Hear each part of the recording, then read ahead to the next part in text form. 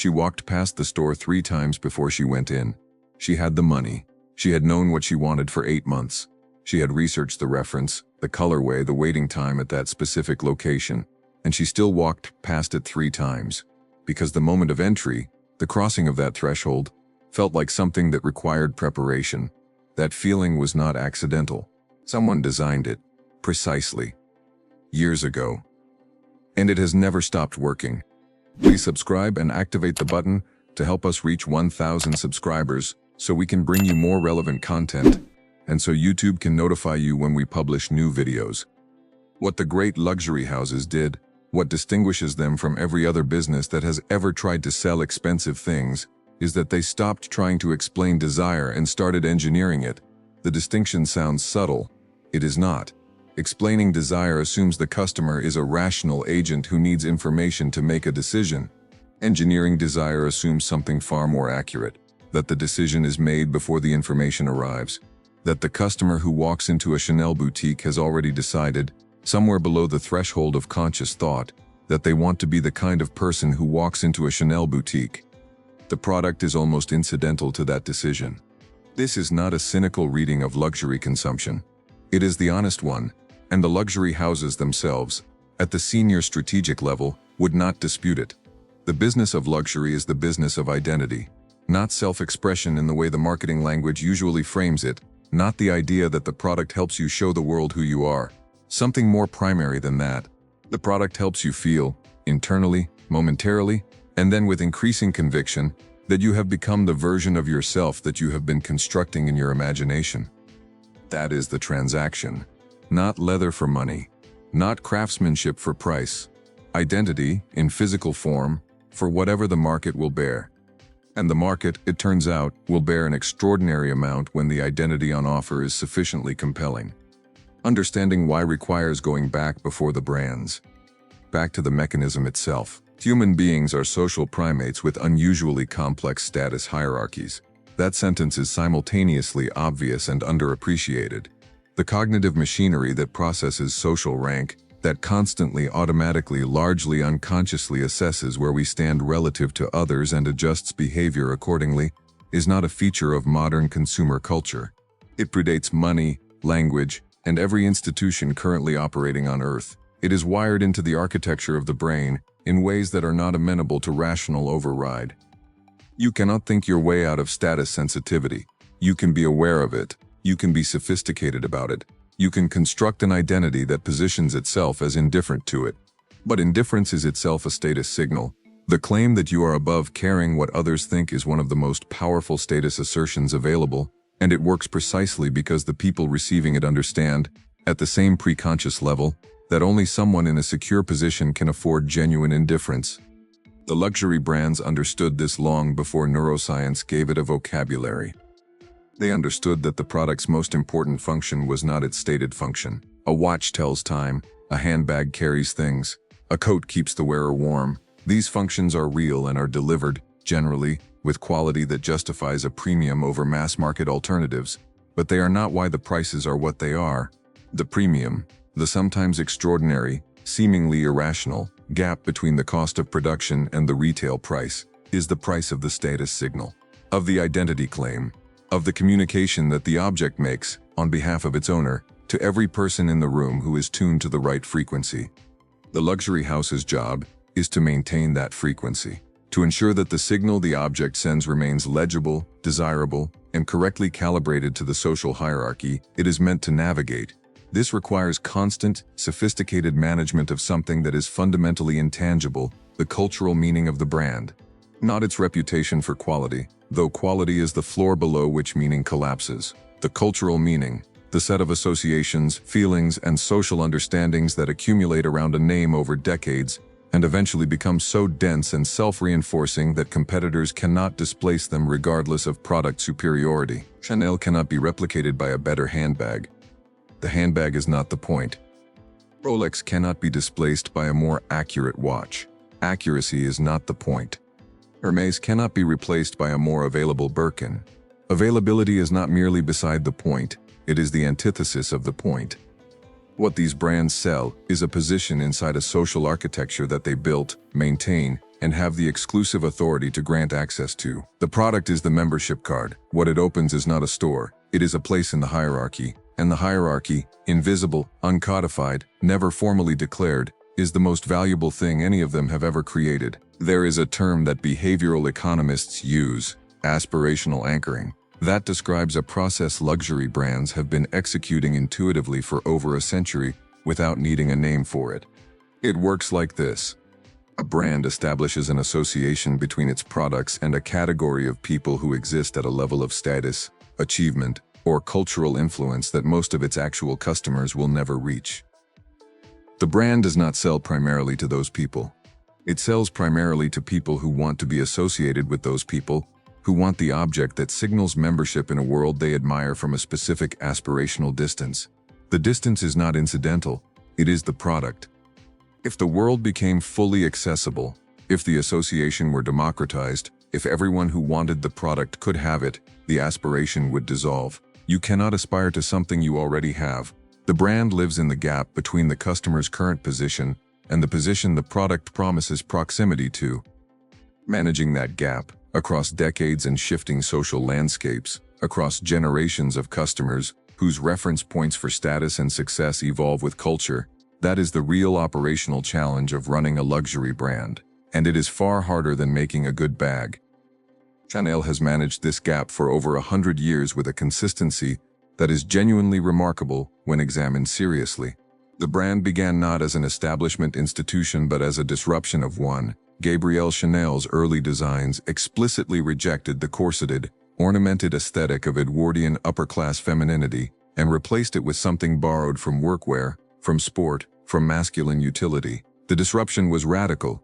It was also immediately aspirational because it was adopted by the right women at the right moment, women whose social position was secure enough that simplicity read as confidence rather than deprivation. The trick, and this is the trick that every successful luxury brand has had to perform in its own way, is to be adopted by people whose status is already established before the product becomes widely desired. The sequence is critical. Status transfers from the person to the object, not from the object to the person. When an object is first associated with people of unimpeachable social standing, it absorbs some of that standing. It becomes a carrier of the association. And then, when people of lower standing acquire the same object, they are not just buying a product, they are buying a piece of that association. The original carriers of the association are not diminished by this diffusion, because they have already moved on. They are wearing the next thing, in a way that the market has not yet understood. The brand serves both populations simultaneously, the leading edge whose adoption generates the association, and the following wave whose acquisition monetizes it, while carefully managing the speed at which the following wave arrives. Too slow, and the brand loses commercial relevance. Too fast and the signal becomes noise. Hermès has never let the wave arrive. That is the most extreme version of the strategy and also the most durable. There are people who have been trying to buy specific Hermès products for years and have not succeeded, not because they lacked the financial means, but because the brand's distribution system is calibrated to ensure that demand is never fully satisfied. The object remains aspirational for the person who already owns 3 of them, because the one they want most is still out of reach. That is psychological architecture of a very high order. The scarcity is not purely physical. Hermès could, in theory, produce more Birkins. The craft is real, the production is genuinely labor-intensive, and the constraints are not entirely manufactured. But the ratio between supply and demand is managed, not simply discovered. The brand makes choices about how many pieces reach which markets through which channels, and those choices are strategic in ways that have nothing to do with production economics. The most important word in that system is no. The luxury brand's willingness to tell customers who are holding money that they cannot have the object, not yet, not at this location, not in this configuration, not without a history of prior purchases that demonstrates the right relationship to the brand. That willingness is the most powerful marketing tool in the industry. It is also the hardest thing for any business to sustain, because every instinct in a commercial organization pushes towards satisfying demand rather than restricting it.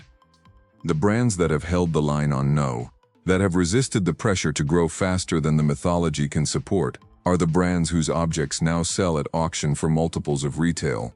The ones that loosened the restriction in pursuit of revenue learned, sometimes slowly and sometimes with abrupt clarity, that the revenue they gained was borrowed from the brand equity they were spending. You can monetize the mythology once. After that, there is no mythology left to monetize. Walk into a flagship store of any serious luxury brand and pay attention to what happens before anyone speaks to you. The light is specific, not bright. Bright is for supermarkets, for environments designed to stimulate rapid decision-making and high-volume throughput. The light in a luxury environment is warm, directional, and lower in intensity than you expect. It creates the sensation of enclosure, of privacy, of being somewhere separate from the city outside, where different rules apply and different things are possible. The surfaces are hard and permanent. Marble, stone, dark wood, brushed metal. Materials with weight and age, and the implication of things that do not change. The opposite of fast, of disposable, of the consumer cycle that governs every other retail environment you enter in a normal day. The sensory experience of those materials, the sound your footstep makes on a stone floor, the temperature differential between outside and inside, the particular quality of silence maintained by architecture designed to absorb street noise, all of it is working on you before you have looked at a single product. The staff positioning is calculated, not clustered at the entrance which would feel pressured, not absent which would feel abandoned, distributed through the space at distances that communicate availability without urgency. Dressed in ways that signal taste rather than service, the person who approaches you is not dressed like someone whose job is to assist you. They are dressed like someone who has been invited into the same world you are attempting to enter, and who has the authority to determine whether your entry is appropriate. That authority is real, even when it is unspoken. The experience of being gently qualified, of feeling, however subtly, that the person across the glass case is assessing your fit for the object you are considering, is not an accident of retail design. It is a feature, a critical one. Because being assessed and found worthy is, neurologically, one of the most satisfying experiences available to a status-sensitive social primate. The approval of someone who has the standing to withhold approval is not neutral. It activates reward circuitry in ways that straightforward commercial transaction does not. You are not just buying a product, you are being recognized, admitted, told, in the language of gesture and attention, and the particular quality of the salesperson's engagement, that you belong here. That recognition is worth a significant premium to people who have spent years working toward the position that makes it available. The brands know this. They train for it. The management of customer experience in a serious luxury environment is not hospitality training in the standard commercial sense. It is something closer to the curation of a social ritual, one in which the customer plays a specific role and the staff plays a specific role, and the interaction between those roles produces an emotional outcome that the customer will remember and want to repeat. Repetition is the entire business model at this level. The first purchase is an investment, not in the product, in the relationship. The customer who makes a first significant purchase at a luxury house has not made a transaction. They have opened an account in a social ledger. The relationship with the brand, mediated through the relationship with specific staff members, through the accumulation of purchase history, through the gradual expansion of access that comes with demonstrated loyalty, is what the first purchase actually buys. Every subsequent purchase deepens the relationship, makes exit more costly, increases the switching cost not financially but psychologically, because leaving a luxury brand relationship means not just finding a different product but relinquishing a position inside a specific social architecture that cannot be replicated elsewhere. This is what the brands mean when they talk about client loyalty, though they would never describe it in these terms in any public-facing communication. They have constructed relationships in which the customer's identity has become partially dependent on the continuation of the relationship. The brand is not just something they buy, it is part of how they understand themselves, part of the story they tell about who they are and what they have become. Disrupting that story costs more than any competitor's product benefit could justify. Which is why the most dangerous competitor for a serious luxury brand is never another brand. It is a cultural shift significant enough to make the identity the brand enables less desirable than it was. A change in what the aspiration points toward. A generation that constructs its status markers in a different language. That thread is the one that keeps brand strategists awake in ways that market share data never does, and it is the one that has started, quietly and with gathering momentum, to materialize. Because what comes next is not about the brands defending themselves. It is about the mechanism they are deploying in response, something far older than social media and far more sophisticated than any campaign, a strategy that the most durable luxury houses have used every time the culture shifted underneath them. And understanding it changes how you see everything they do going forward. The brands do not follow culture. They have never followed culture. The assumption that a luxury brand must adapt to changing consumer values, becoming more sustainable, more inclusive, more digitally native, more whatever the current cultural conversation requires, that assumption fundamentally misreads the power dynamic.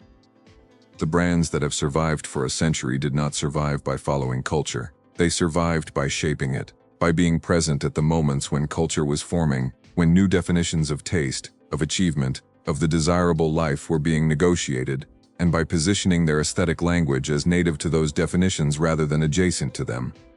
Chanel did not follow the cultural shift toward simplicity in post-war Europe. Chanel created the language in which that simplicity was understood as elegance rather than deprivation. Rolex did not follow the culture of achievement and exploration that defined the mid-20th century. Rolex inserted itself into that culture's defining moments, the first Everest ascent, the early deep-sea dives, the test pilot culture, and became part of the vocabulary through which achievement was expressed. The pattern is consistent across every brand that has held real cultural power across multiple generations. They were not passengers in the culture. They were, at critical moments, architects of it.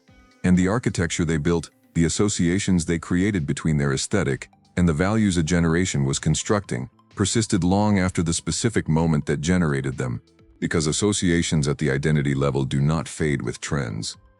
They calcify into tradition. Now apply this to the current moment.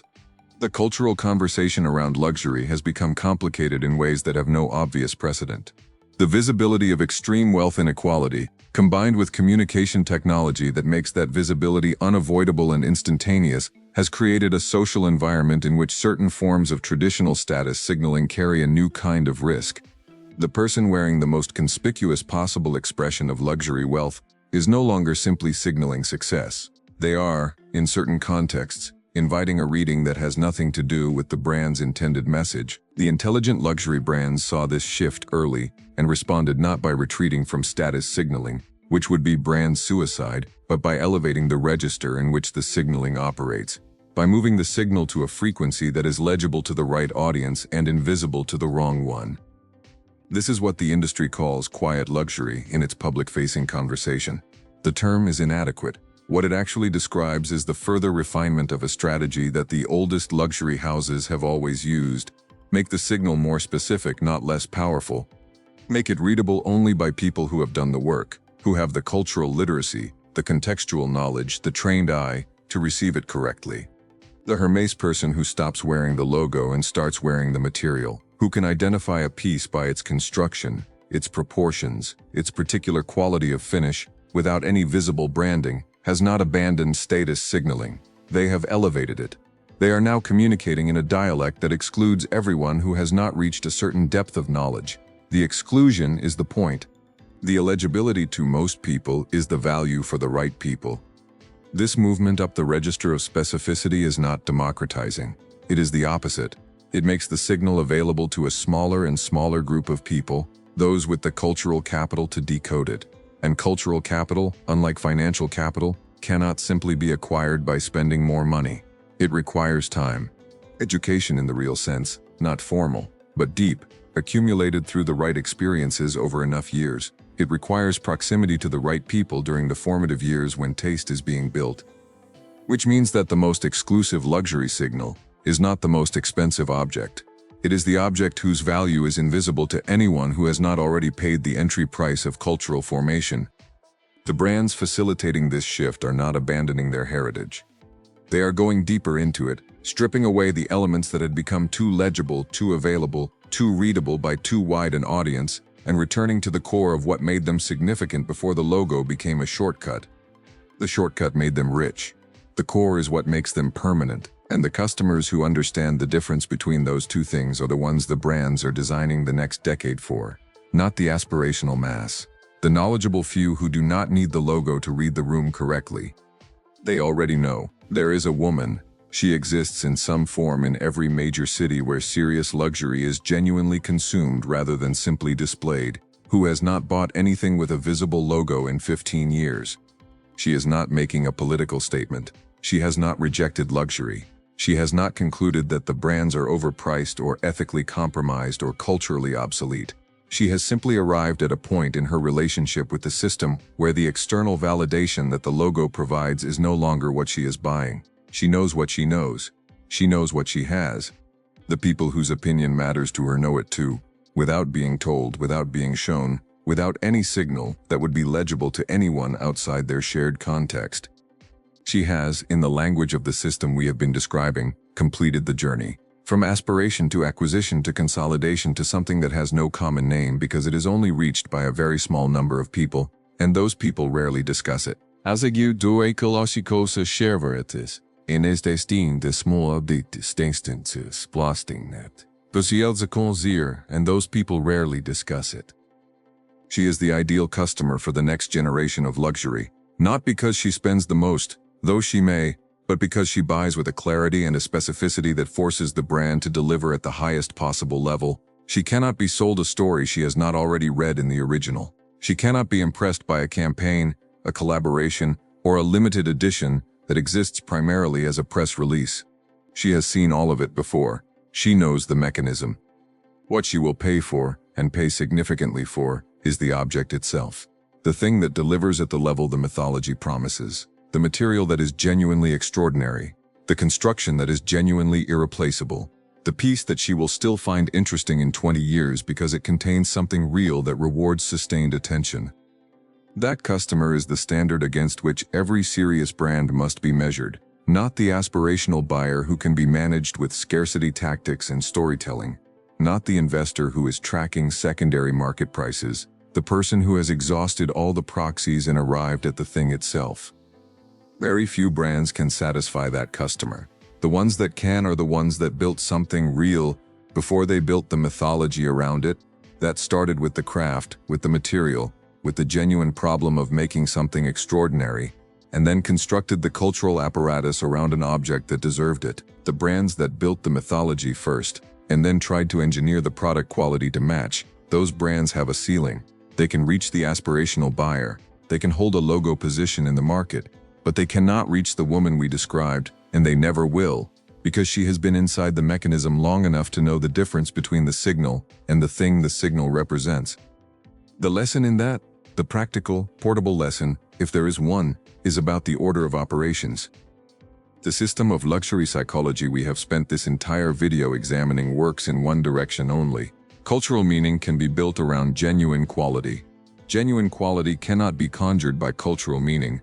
The brands that have lasted, that have survived management changes and economic collapses and cultural revolutions, and the relentless pressure to grow faster than the mythology can support, have all, without exception, maintained something real at the core, something that the storytelling is wrapped around rather than substituting for. Strip the story from Chanel, and there is still a jacket cut in a specific way, from a specific material, with a specific construction, that has been refined over decades into something that does what it does better than almost anything else available at any price. Strip the story from Rolex, and there is still a movement built to tolerances that most of the industry does not attempt, in a case designed to survive conditions that most watches would not. The story without the substance is advertising. The substance without the story is a product. The combination, the genuine quality carrying the genuine narrative, is the only formula that has ever produced something that outlasts its moment. Every brand in this world is always, at every point in its history, either building toward that combination or spending down the equity that a previous generation built. The ones spending down the equity look, from the outside, like success. They are not. They are the story ending.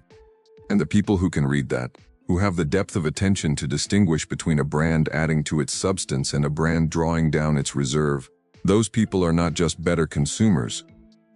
They are reading the same signal the brands are sending.